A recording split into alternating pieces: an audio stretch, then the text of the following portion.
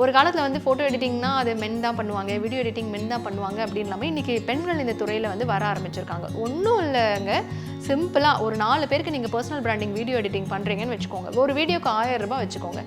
Okay, மாதத்துக்கு அவங்க 15 videos பண்ணுறாங்க அப்படின்னா நீங்கள் 4 கிளைண்ட் மட்டும் வச்சுருந்தீங்கன்னா போதும், மாதம் அழகாக நீங்கள் 1 லட்சம் ரூபாய் சம்பாதிக்கலாம். பட் இப்போ இருக்கக்கூடிய ட்ரெண்டில் பெண்களுக்கு என்ன மாதிரியான ஆப்பர்ச்சுனிட்டிஸ் இந்த டிஜிட்டல் மீடியமில் இருக்குன்னு நினைக்கிறீங்க? இப்போ டிஜிட்டல் மீடியமில் 2 விஷயம். ஒன்று, நீங்கள் தொழில் முனைவோராக இருக்கீங்க அப்படின்னா இந்த சோஷியல் மீடியா பிளாட்ஃபார்ம்ஸை வச்சு எப்படியெல்லாம் உங்களுடைய ப்ராடக்ட்ஸை வந்து இன்னொருத்தவங்களுக்கு செல் பண்ணலாம். ஒரு குடும்பத்தில் இன்வெஸ்ட் பண்ணணும் அப்படின்னு நினைக்கிறாங்கன்னா டாப் 5 இன்வெஸ்ட்மெண்ட்ஸ் அப்படின்னு நீங்கள் என்ன வந்து அவங்களுக்கு ரெஃபர் பண்ணுவீங்க?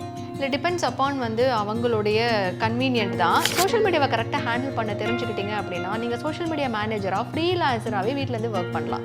நீங்கள் கம்பெனிஸ்க்கு நீங்கள் கன்சல்டண்ட்டாகவே நீங்கள் சோஷியல் மீடியா எக்ஸிக்யூட்டிவாக சோஷியல் மீடியா மேனேஜராக நீங்கள் வந்து ஒர்க் பண்ணலாம். நம்ம ஜெயிக்கணும், நம்ம முன்னேறணும், நம்ம 4 பேருக்கு மத்தியில் ஒரு செல்வாக்கோடு இருக்கணும், நம்ம சொன்னால் 4 பேர் கேட்கணும், நம்ம கையில் பணம் இருக்கணும், நம்ம ஆளுமையோடு இருக்கணும் அப்படின்னு ஃபஸ்ட்டு நம்ம தான் நினைக்கணும்.